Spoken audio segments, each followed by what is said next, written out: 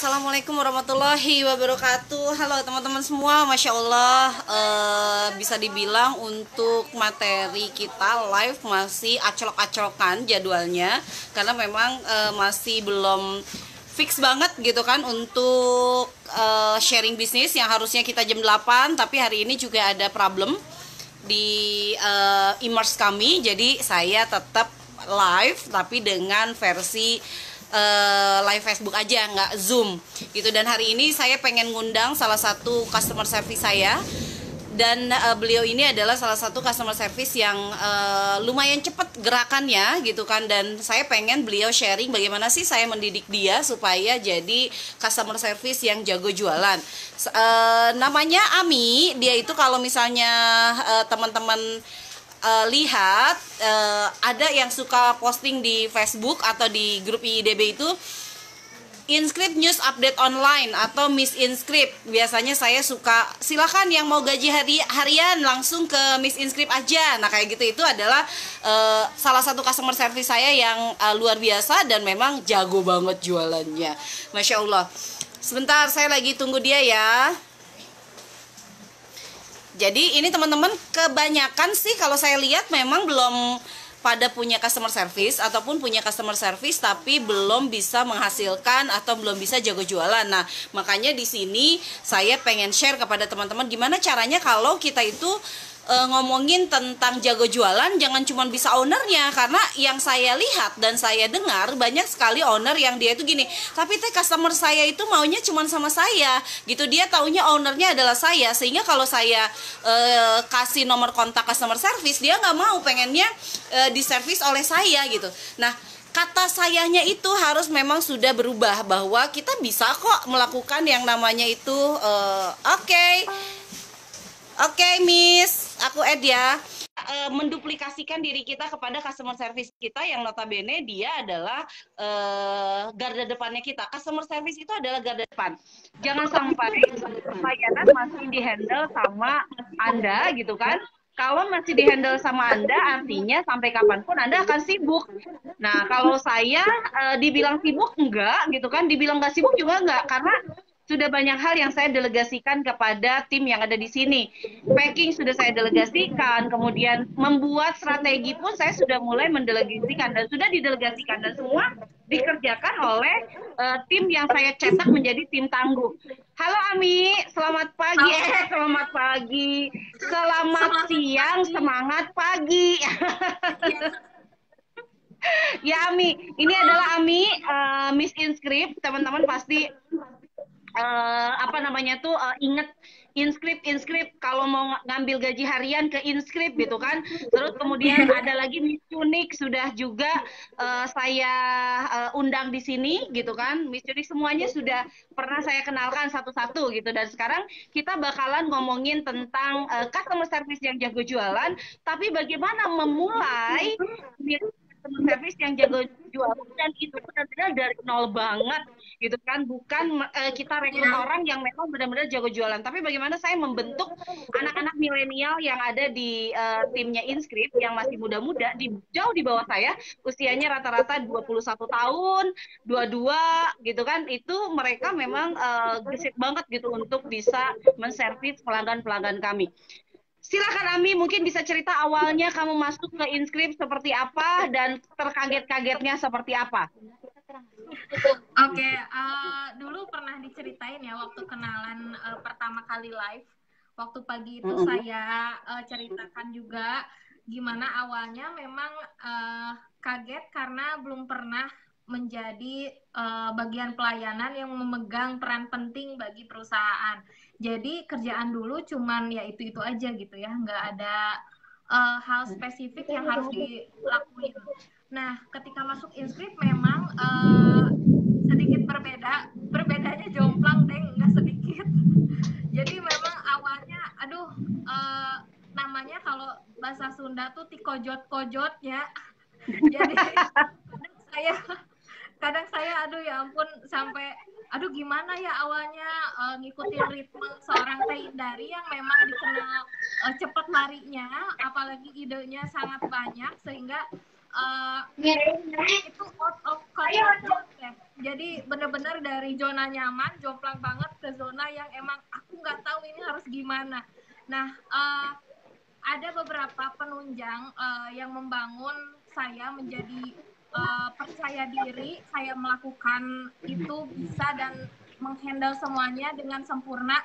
Saya yakin saya bisa itu dari seorang owner sih Teh. Jadi bagaimanapun juga kita nggak bisa mengizinkan seorang karyawan dia struggle sendirian gitu ya.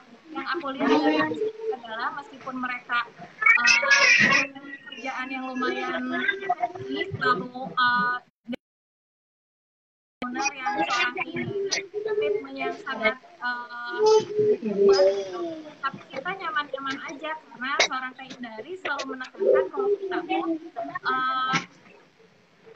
posisikan kita sebagai owner perusahaannya, posisikan kita kesini tuh sebagai kuliah, sebagai ibadah. Itu sih yang bikin diri saya menjadi terpupuk. Saya bisa kok gitu. Meskipun awalnya emang ini apakah saya tahu gitu ya. Terus stepnya nol banget, tapi saya yakin saya bisa karena seorang Tendari 50% membangun seorang tim yang excellent itu dari seorang owner sih kalau menurut saya.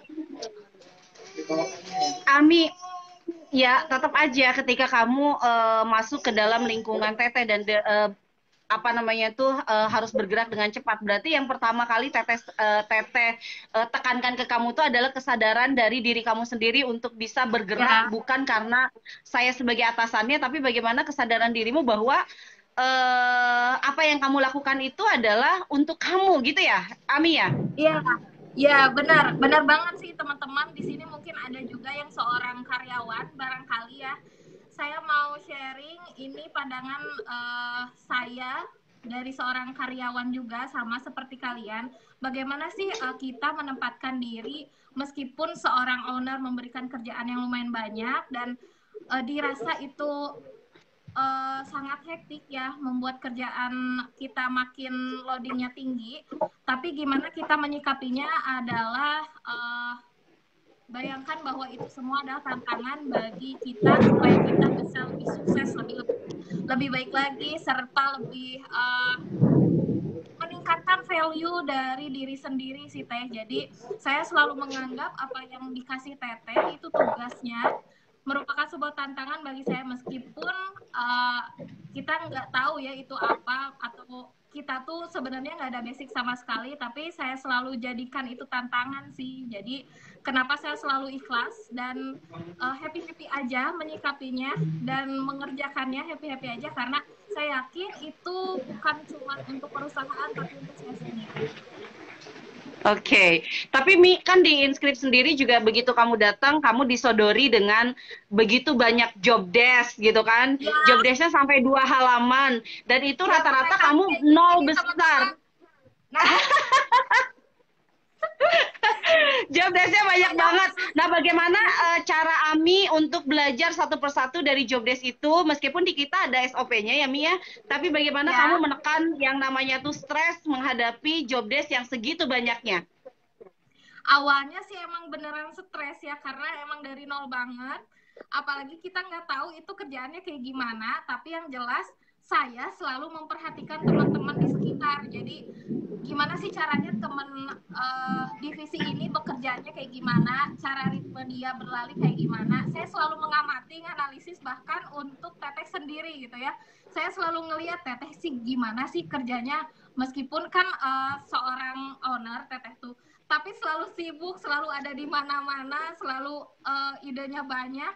Itu tuh saya ngintip ngapain aja sih Teteh selama pagi, ngapain aja sih Teteh pas siang, terus Teteh tuh kayak gimana sih bikin to-do list-nya itu selalu nyontek-nyontek gitu loh Teh. Jadi yang Jadi kamu ya menjadikan Tete itu tempat untuk menyontek gitu ya? iya. Jadi kayak apa ya, role model gitu loh. Jadi yang jelas sih kenapa saya yakin saya bisa, toh juga teman-teman yang ada di Inscript juga bisa gitu ngikutin ritme Teteh.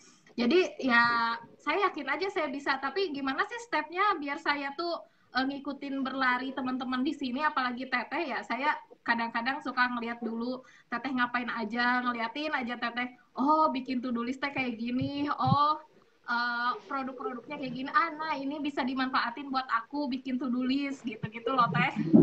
Jadi memang inisiatif buat nyontek mentornya.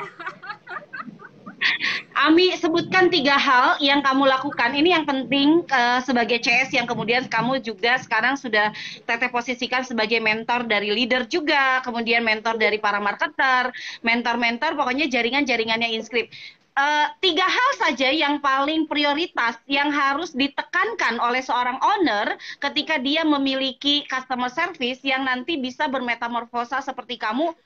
Sebutkan 3 hal prioritas buat mereka Yang yang harus pertama, diajarkan ke CS. Oke, bagi seorang owner ya, yang pertama adalah jadikan seorang karyawan tuh partner bisnis. Teteh selalu melakukan itu karena dari kita bisa mengetahui kalau keberadaan kita tuh penting juga loh, meskipun seorang karyawan gitu. Jadi Teteh selalu menganggap kami itu partner bisnis ya. Jadi yang pertama, poin pertama adalah jadikan si karyawan itu partner bisnis. Yang kedua adalah transparansi sih. Jadi transparansi antara tujuan visi misi Teteh untuk Inscript dan kami juga harus tahu gitu, Teteh tuh mau visi misinya kayak gini biar kalian tuh ngerti langkah apa yang harus dilakukan. Jadi transparansi antar owner sama karyawannya sih. Yang ketiga adalah jadikan selain partner bisnis juga ini penting, teman-teman, orang owner menganggap karyawannya ada keluarga sih. Gitu. Jadi bukan seorang owner yang bosi, tapi Teteh tuh selalu menganggap kami tuh anak-anak mereka gitu. Teteh mengarahkan ini loh harusnya kayak gini, ini lebih baik kayak gini gitu-gitu. Jadi kita tuh merasa bahwa Teteh bukan seorang owner perusahaan gitu. Teteh sahabat yang kalau kita ada masalah kita cerita ke Teteh gitu. Jadi memang penting banget ada rasa kekeluargaan sih antar owner sama karyawan. Itu sih yang kuat banget di Inscript menurut saya. Rasa kekeluargaan, partnership bisnis, sama transparansi antara owner dan karyawan. Oke, nah Ami, kalau misalnya nih, apa yang Teteh lakukan ketika melihat ada karyawan yang memang dia tidak bisa berlari kencang, tapi akhirnya dia juga bisa berlari gitu. Mungkin Ami bisa cerita apa yang dilakukan, karena sekarang ini kan bisa dibilang banyak yang ibu-ibu tuh gemes banget sama CS-nya atau sama timnya yang kenapa sih kok nggak ngerti-ngerti gitu. Apa yang Teteh lakukan sehingga akhirnya ternyata semua karyawan juga bisa lari dan bisa berprestasi. Sebetulnya ini rahasia ya bagi IDB, ini spesial buat teman-teman IDB. Saya bilangin. Jadi Teteh tuh selalu memposisikan sebagai mentor ya teman-teman, dan seorang legendary itu selalu berhasil apa ya namanya, mengambil hati seorang karyawannya karena melakukan pendekatan-pendekatan yang personal banget gitu. Jadi memang Teteh nggak gini ya, nggak hey kamu harus kayak gini, nggak gitu, tapi Teteh selalu bilang apa sih yang akan kamu lakukan di 5 tahun ke depan, gimana kalau misalnya 5 tahun ke depan itu kalian nggak di sini lagi, apa yang akan dilakukan, kalian punya apa gitu untuk menghadapi masa depan itu. Sok atau coba sekarang kalian belajar di sini, anggap kalian sekarang di sini tuh sekolah, anggap di sini tuh kalian itu sebagai belajar gitu. Jadi ambil semua manfaat dari Inscript dan jadikan ilmu-ilmu itu basic untuk menghadapi masa depan. Jadi memang seorang owner harus punya skill personalitas ke timnya kali ya, karena kalau saya lihat di Inscript itu tidak ada rasa bosi sama sekali. Jadi kita meskipun dikasih tugas apapun nggak untuk diselesaikan. Jadi kayak sekolah aja gimana, kayak ada PR itu tuh PR banget gitu, harus dikerjain karena itu kewajiban kita untuk kerjain PR gitu. Jadi mungkin si ownernya harus lebih personal touch sama karyawannya. Ya, lebih personal touch dan jangan canggung kali ya, karena Teteh juga kalau lagi marah ya marah aja gitu kan. Karena ada owner yang dia nggak enak atau sungkan untuk marah, tapi di belakang dia juga ngeluh mengenai apa timnya gitu. Jadi kalau mau marah marah aja gitu. Kalau mau negur negur aja gitu. Kita ini kan satu keluarga, kita harus saling menyempurnakan satu dengan yang lainnya. Teman-teman mohon maaf kalau suaranya kurang jelas dan putus-putus karena memang di sini lagi hujan cukup gede gitu. Mungkin di Ami juga lagi hujan ya Mia. Ami ini Ya, lagi work from home, jadi kita lagi work from home. Oke Ami, sekarang kita ngomongin tentang jago jualan. Nah, Ami sendiri kan basicnya bukan seorang sales, Ami. Bagaimana cara kamu belajar jualan? Oke, aduh, kalau ini sih udah jelas ya teman-teman, teman-teman juga tahu saya memegang lini bisnis ya, lini bisnis dan training online. Jadi saat saya nge-backup PT itu baca-baca materinya, saya jatuh cinta teman-teman. Saya jatuh cinta jadi sales dan Teteh selalu bilang Teteh tuh awalnya tuh jadi sales, beliau jadi SPG katanya, cerita apa pengalaman Teteh dulu tuh kayak gimana. Dari situ sih inspirasi banget bagi saya. Jadi setiap baca materinya tuh aduh asik nih, pengen belajar. Jadi kayak gitu sih. Jadi berawal dari kepenasaran saya dan baca-baca, lagi-lagi nyontek teman-teman. Nyontek materi-materi Teteh yang diajarkan, saya jatuh cinta untuk closing. Dan saat saya berniat untuk belajar, lalu saya aplikasikan, saya detailkan apa yang Teteh ajarkan. Saat terjadi closing tuh ada kebahagiaan tersendiri gitu loh Teh. Jadi ngerasa wow, saya bisa closing nih gitu. Jadi memperkuat rasa pede juga buat jualan. Akhirnya oh iya ya saya juga bisa ternyata untuk jualan gitu. Akhirnya ketagihan jadi pengen jago closing gitu.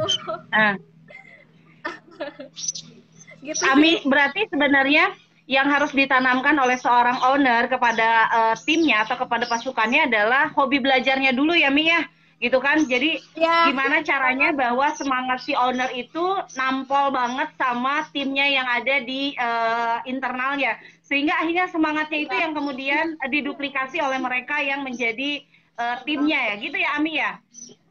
iya Kayak benar kamu banget sekarang teman-teman. Jadi training online itu pokoknya kamu sibuk banget training online.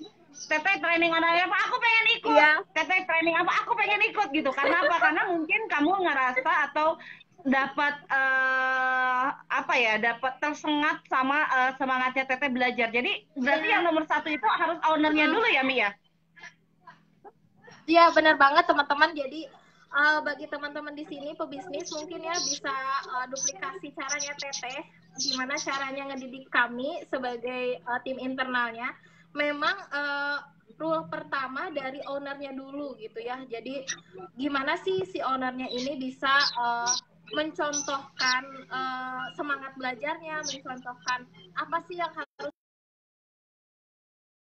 di ownernya dulu sih Teh, baru kita ngelihat oh gini Teteh mah gening kalau ngerjain ini Teh gitu. Jadi kitanya tuh ngeduplikasi sendiri weh ngelihatnya Teh. Gitu sih. Ami kamu di Sunda pisah nih.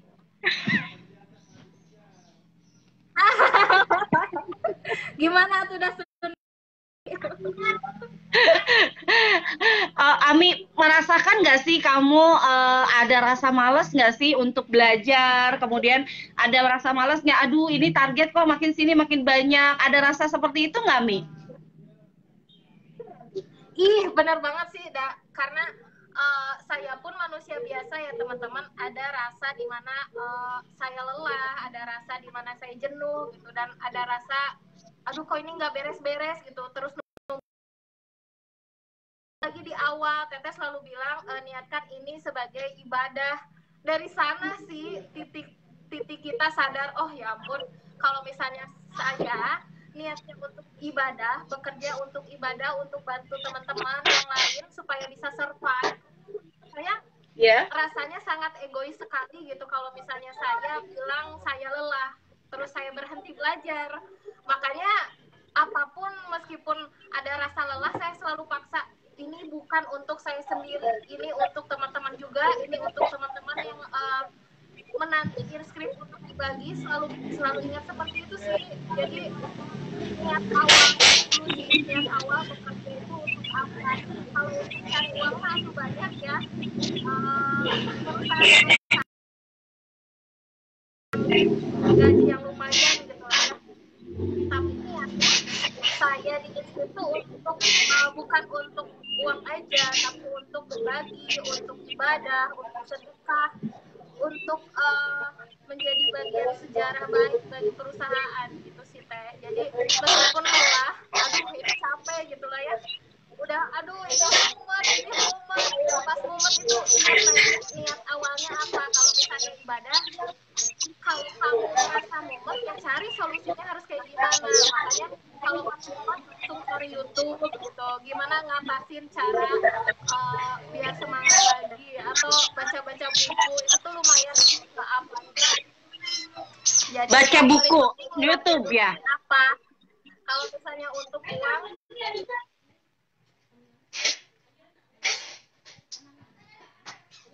Halo Ami. Halo. Iya, barusan kamu tiba-tiba hilang gitu. Oke, lanjutkan Ami.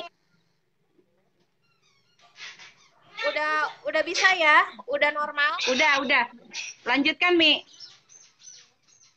Iya, jadi kalau misalnya untuk kerja untuk nyari uang mah pasti akan ada yang gede lagi. Sampai kapan tujuannya kalau misalnya untuk uang aja? Dan kalau di Inscript saya ngajarin semua tim itu bahwa Inscript itu berdiri bukan untuk kepentingan mereka sendiri gitu, bukan hanya kepentingan perut kita. Kalau perut pasti jatahnya sudahlah satu piring juga kenyang. Tapi bagaimana di Inscript itu mereka bekerja untuk lebih banyak kepada orang lain, bahwa kita itu selalu melakukan yang namanya gerakan sedekah, kita itu selalu melakukan yang namanya hal-hal yang sifatnya itu adalah sosial gitu, kayak gitu ya Mia. Dan akhirnya itu tersadarkan, termasuk Ami sendiri sekarang jadi gerakan sedekah untuk di wilayahnya sendiri gitu. Jadi saya pengen bahwa semua tim Inscript itu dia selalu berbagi dengan wilayah terdekatnya. Ami, sebelum kita lanjutkan, saya mau endorse dulu, ini baru masuk Ami, ada namanya ini yang ditunggu-tunggu sebenarnya, celana dalam. Ya Allah, ini bagus banget. Saya dapat kiriman dari Sinai Online Shop Bandung di 0812126368280. Ini celana dalam dan dibungkusnya dengan yang lucu-lucu kayak begini. Saya rasa ini saya juga jadi pengen jualan. Karena memang lembut banget. Ini lembut banget kainnya. Kemudian jenisnya juga banyak. Masya Allah, ini Sinai ini keren banget kalau menurut saya produksinya. Ya, dari mulai CD anak sampai ke CD orang dewasa semuanya ada, gitu kan dah. Makasih banget Sinai Online Shop gitu kan. Insya Allah saya mau kontak-kontak, dan insya Allah ini sebagian dari celana dalam ini akan saya sedekahkan karena kirimnya banyak banget, Masya Allah. Jadi nanti akan saya sedekahkan sebagian, insya Allah dengan sedekah.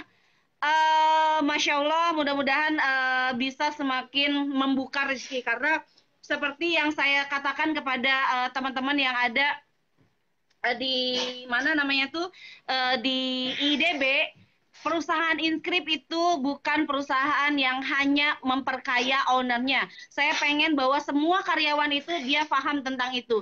Bahkan kami secara transparan, ini loh orang-orang yang harus kita gaji setiap bulannya, berapa banyak sembako yang harus dikirimkan setiap bulannya gitu kan kepada orang-orang yang tidak mampu, sehingga akhirnya energi mereka untuk bekerja itu ya memang bukan hanya untuk mereka sendiri gitu, bahwa kalau saya bekerja lebih banyak orang yang kemudian mendapatkan manfaat dengan adanya Inscript, itu yang menjadi bensin untuk kami semua.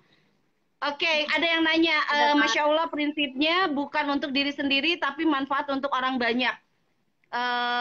Ya, jadi kalau bisa uh, buatlah motivasi bisnis itu adalah motivasi yang besar, bukan hanya motivasi di dunia. Sehingga akhirnya motivasi di akhirat juga. Sehingga akhirnya mudah-mudahan dunia akhirat kita bisa capai. Bukan hanya kita dapat uang di dunia, Amin. tapi kita juga dapat pahala di akhirat. Dan ini yang memang saya selalu Amin. share kepada semua karyawan saya bahwa mereka harus duplikasi abis-abisan apa yang saya kerjakan, duplikasi abis-abisan Ya. apa yang perusahaan saya kerjakan, dan itulah yang menjadi apa ya namanya menjadi bensin buat mereka semua. Kalau mereka lelah, mereka cuma berpikir gini, kalau saya lelah, saya nggak ngerjain pekerjaan dengan sangat baik, gimana dengan perusahaan? Sedangkan banyak orang yang bergantung kepada perusahaan kita. Memang rezeki itu datangnya dari Allah, tapi Inscript semoga menjadi jalan yang Allah percayakan untuk lebih banyak orang. Mbak Maya, bahan apa teh? Aduh, aku nggak ngerti ini bahan apa ya. Tapi yang jelas nyaman banget. Kemudian teh namanya apa? Sinai? Bukan Sinai. Sinai. 0821263680. Silakan yang mau celana dalam. Nanti saya kasih kontaknya ya. Masya Allah. Pada ketawa itu. Oke, semoga tidak ada abang-abang yang nyelonong ya. Iya, mudah-mudahan ini nggak ada abang-abang yang nyelonong.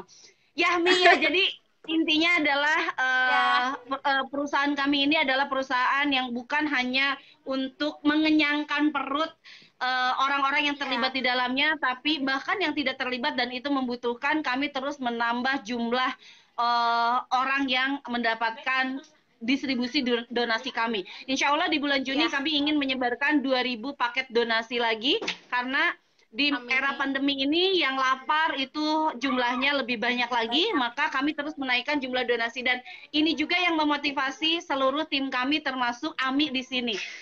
Ami ini dari mulai jadi awalnya jadi admin, kemudian naik menjadi customer service, sekarang Ami ini menjadi GM-nya di Inscript gitu kan, dan usianya masih muda 21 tahun dan saya sangat terbantu dengan adanya Ami dan semua kita gerak untuk apa ya, kita gerak untuk lebih banyak orang yang mendapat manfaat daripada Inscript. Makanya ada gaji harian, kemudian ada kita donasi pulsa, kemudian ada donasi SPP. Insya Allah bulan Juni kita akan memperbanyak jumlah donasi lagi di IDB. Jadi terus pantengin IDB ya. Mbak Heni dan Mbak Maya, silakan nanti saya akan share nomor kontaknya, gitu kan. Silakan langsung berhubungan aja langsung dengan apa namanya tuh yang order yang kirim CD ke saya. Ami, kemudian Ami, sekarang kan kamu sudah menjadi atasan dari teman-teman yang ada di sini. Bagaimana kemudian kamu melakukan pembinaan kepada teman-teman yang lainnya? Kalau kan untuk teman-teman di sini di Inscript itu tantangan banget karena mungkin nggak semuanya seumuran, apalagi melihat tren semuanya tuh generasi milenial ya, sedangkan saya tuh mikirnya udah kayak ibu-ibu teman-teman karena bergelut terus sama ibu-ibu. Jadi visi misinya mungkin agak jomplang, lumayan jauh, tantangan tersendiri, tapi saya selalu jadikan mereka.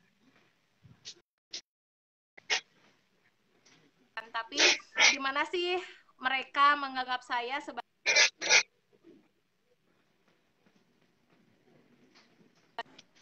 Aduh, Ami mulai gangguan ya. Iya, aduh.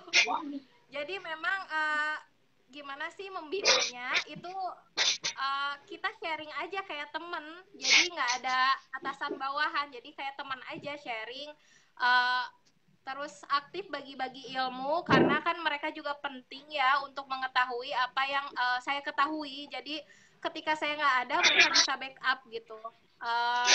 Sharing-sharing kayak teman aja sih teh membinanya. Ya.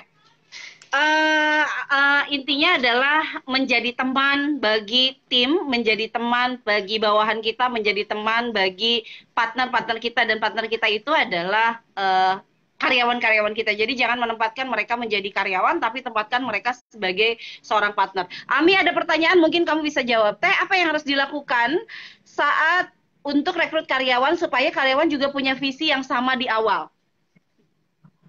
Wow, ini tuh dibahas ya di sekolah customer service teman-teman tuh kan jadi ngiklan lagi biasa ngiklan. Jadi yang pertama memang saya tekankan yang direkrut haruslah punya rasa kolaborasi kali ya, kolaborasi sosial tentunya. Jadi gimana sih si calon partner kita tuh dia juga enggak antisosial gitu, dia juga aware terhadap sosial, aware terhadap kolaborasi gitu. Terus yang kedua adalah dia mampu untuk belajar, jadi dia bersedia selalu untuk belajar menemukan hal-hal baru dan siap menyanggupi apapun kondisi di masa depan gitu sih. Yang jelas Berarti dari awal dong waktu kita wawancara ya Mi ya?